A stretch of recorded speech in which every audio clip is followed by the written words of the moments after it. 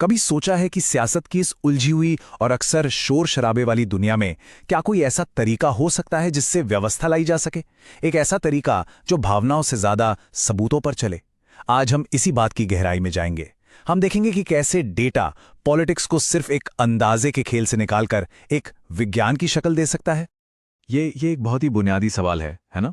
क्या सियासत सिर्फ करिश्माई नेताओं और उनके दिल की आवाज का खेल है, या फिर क्या हम इसे एक विज्ञान की तरह देख सकते हैं?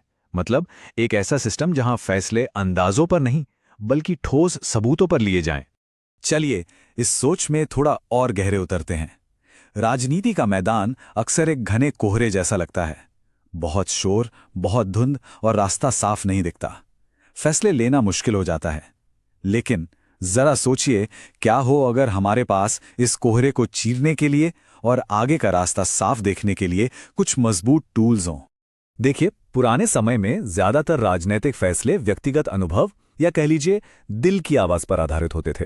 लेकिन अब एक बहुत बड़ा बदलाव आ रहा है।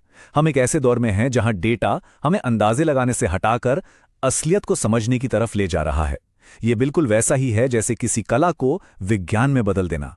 तो इस राजनीतिक कोहरे से, इस कॉम्प्लेक्सिटी से निपटने का हल क्या है? यहीं पर पॉलिटिकल ब्लूप्रिंट का कॉन्सेप्ट सामने आता है। तो ये पॉलिटिकल ब्लूप्रिंट आखिर है क्या? इसे आप अपने निर्वाचन क्षेत्र के लिए एक जीपीएस की तरह समझ लीजिए। ये सिर्फ आपको चुनाव जीतने का रास्ता नहीं दिखाता, बल्कि ये आपको असरदार तरीके से शासन करने का, गवर्नेंस देने का रास्ता दिखाता है। इसका मतलब है डेटा का इस्तेमाल करके लोगों को सच में समझना, उनकी ज़रूरतें क्या हैं, उनकी चिंताएं क्या हैं और वो अपने भविष्य से क्या उम्मीद रखते हैं। और ये प्रोसेस सुनने में जितना मुश्किल लगता है उतना है नहीं। ये काफ़ी सीधा और सरल है। सब कुछ डेटा से शुरू होता है, लेकिन हम सिर्फ वोटिंग के आंकड़ों की बात नहीं कर रहे हैं। हम बात कर रहे हैं असली लोगों से मिली असली जानकारी की। फिर हम उस डेटा को एनालाइज करते हैं ताकि उन पैटर्न्स को समझ सकें जो वाकई में मायने रखते हैं, और इन जानकारियों से एक लेजर फोकस स्ट्रैटेजी बनाई जाती है। और अंत में मकसद एक ही है, लोगों तक असली परिणाम पहुंचाना और प्रभावी ढंग से शासन करना।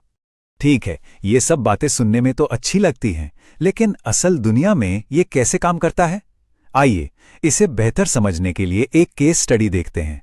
हम चल रहे हैं मध्य प्रदेश के उज्जैन दक्षिण।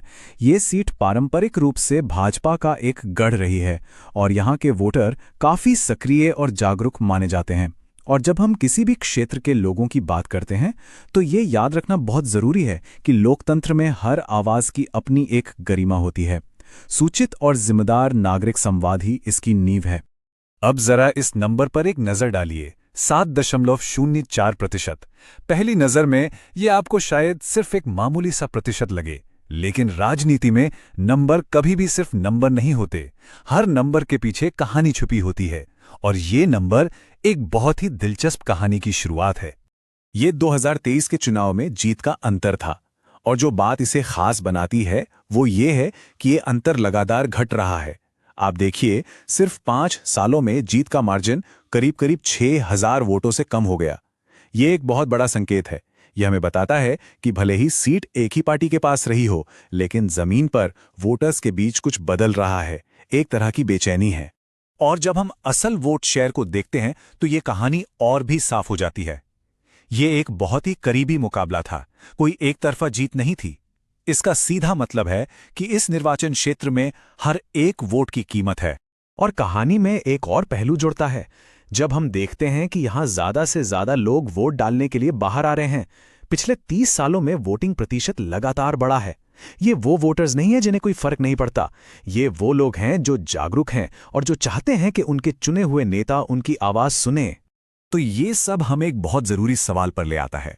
वोट और वोटिंग प्रतिशत तो बस आंकड़े हैं, लेकिन इन आंकड़ों के पीछे जो लोग हैं वो क्या सोचते हैं, उनकी असल चिंताएं क्या हैं? और जैसे ही हम डेटा में और गहराई से उतरते हैं, हमें आंकड़ों के पीछे के असली लोग और उनकी असली समस्याएं दिखने लगती हैं। हमें दिखता है कि शहर के गरीब लोग साफ पानी और बेहतर सफाई के लिए परेशान हैं।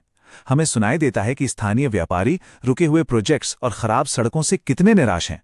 और हमें यह भी पता चलता है कि यहाँ के नौजवान स्थानीय नौकरियों की कमी से चिंतित हैं। ये सिर्फ राजनीतिक मुद्दे नहीं हैं, ये लोगों की रोजमर्रा की जिंदगी से जुड़ी असल चिंताएं हैं। तो सबसे बड़ी बात क्या निकल कर आती है? डेटा। सारे सियासी शोर शराबे को एक तरफ करके हमें ये समझने में मदद करता है कि जमीन पर असल में क्या मायने रखता है, और सब कुछ घूम फिर कर बुनियादी जरूरतों पर आ जाता है। क्या पीने के लिए साफ पानी है? क्या सड़कें सुरक्षित हैं? क्या हमारे बच्चों के भविष्य के लिए अच्छे अवसर हैं? और यही बात हमें इस पूरे अप्रोच के केंद्र में वापस ले आती है।